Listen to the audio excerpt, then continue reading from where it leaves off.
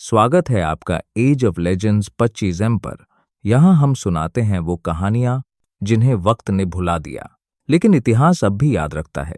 तो तैयार हो जाइए, क्योंकि अब शुरू होती है एक ऐसी दास्तान जो दिल को छू जाएगी। साल था 1780। भारत की धरती तब बदलते वक्त के चौराहे पर खड़ी थी। मुगल सल्तनत का वैभव अब बस यादों में था, और अंग्रेजों की चालें धीरे धीरे हर गली, हर कोने में फैल रही थीं। दिल्ली, जो कभी शेरशाह सूर्य और अकबर के जमाने में सबसे चमकदार शहर कहलाता था, अब दो चेहरों में बंट गया था। एक अमीरों का दिल्ली और एक गरीबों का दिल्ली। दिल्ली के दो रंग। चांदनी चौक के महलों में रातें मोमबत्तियों की रोशनी से जगमगाती थीं। झरोखों से इत्र की खुशबू फैलती और शहनाइयों की धुनें कानों में रेशम की तरह उतरतीं। यहाँ के लोग रेशमी कपड़ों में लिपटे अपनी अमीरी को मानो सजाकर चलते थे, पर दूसरी ओर कश्मीरी गेट और बल्लीमाराण की तंग गलियों में गरीबों की जिंदगियां सांसें गिन रही थीं। कहीं कोई मजदूर पेट की आग बुझाने के लिए पत्थर तोड़ रहा था, तो कहीं कोई माँ अपने बच्चे को सूखी रोटी में आंसू मिलाकर खिला रही थी। एक ही शहर, लेकिन दो दुनिया। एक के पास सोना, दूसरे के पास सिर्फ जमीन, वो भी अक्सर दूसरों की। नवाब अहमद अली खां दिल्ली के बीचों बीच खड़ा था। एक शानदार महल नवाब अहमद अली खां का। महल की दीवारें संगमरमर की, फर्श पर फारसी कालीन और हर कमरे में चांदी की दीवार घड़ियां। नवाब अपने शानो शौकत के लिए मशहूर थे। हर रात उनकी हवेली में महफिल जमती, जहां नाच, गाना, कव्वाली और शराब का दौर चलता।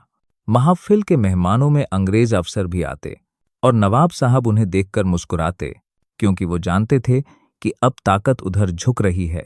नवाब की एक आदत थी, वो रोज सुबह अपने घोड़े पर बैठकर शहर घूमने निकलते और कहते, देखो मेरी रियासत कैसी है। पर असलियत देखने की हिम्मत उनमें नहीं थी। वे कभी उन झोपड़ियों तक नहीं गए जहां लोग उनके नाम का टैक्स भरते थे।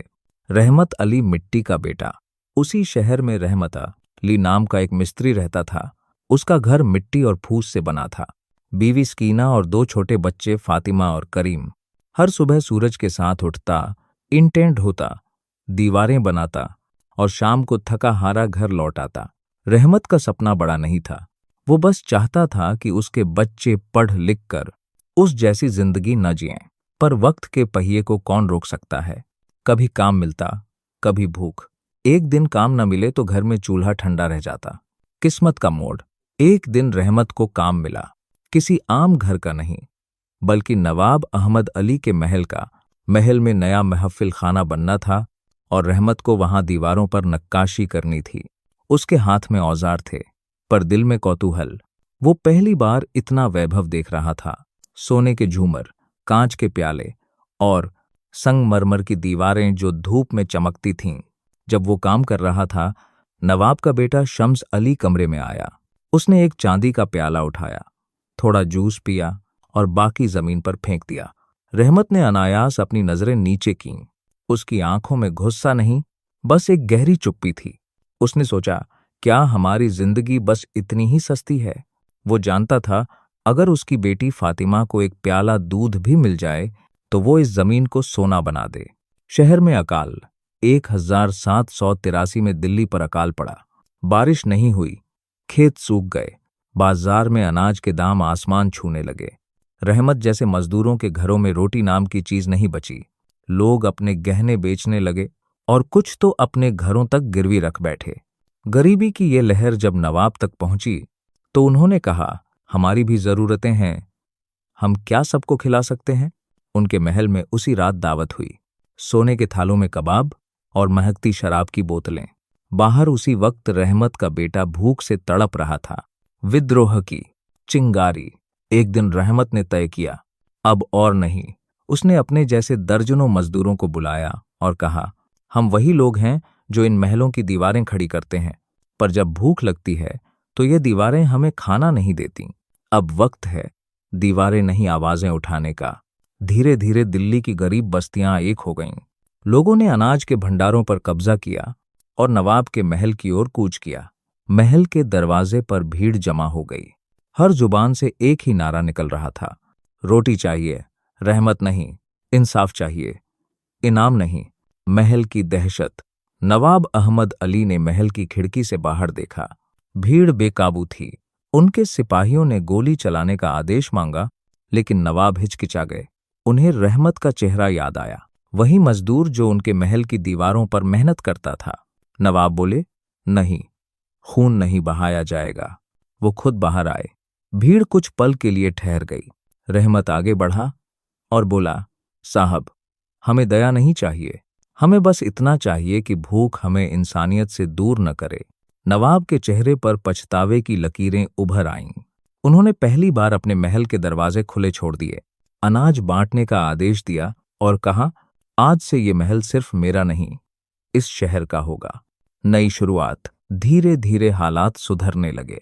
नवाब ने रहमत को बुलाकर कहा, तुम्हारे हाथों ने दीवारें बनाई, अब इन दीवारों के बीच इंसाफ भी तुम ही बनाओ। रहमत ने महल के एक हिस्से में कामगार कोष नाम की व्यवस्था बनाई, जहां हर मजदूर को बीमारी, अकाल या बेरोजगारी के वक्त मदद मिलती। शहर में स्कूल खोले गए, जहां अमीर और गरीब बच्चे साथ पढ़ते। धीरे धीरे दिल्ली का रंग बदलने लगा। अंग्रेजों की चाल पर अंग्रेज चुप नहीं बैठे। उन्हें पसंद नहीं आया कि भारतीय अपने भीतर एकता और बराबरी की बात करें। उन्होंने अफवाहें फैलानी शुरू की। रहमत अंग्रेज विरोधी है, नवाब को भड़का रहा है। धीरे धीरे सत्ता ने नवाब को फिर से अपने वश में कर लिया। रहमत को गिरफ्तार किया गया। उस पर आरोप लगा विद्रोह भड़काने का। नवाब के सामने रहमत को पेश किया गया। वो थका हुआ था, पर उसकी आंखों में डर नहीं था। नवाब ने कहा, रहमत, तुमने मेरे भरोसे का जवाब बगावत से दिया।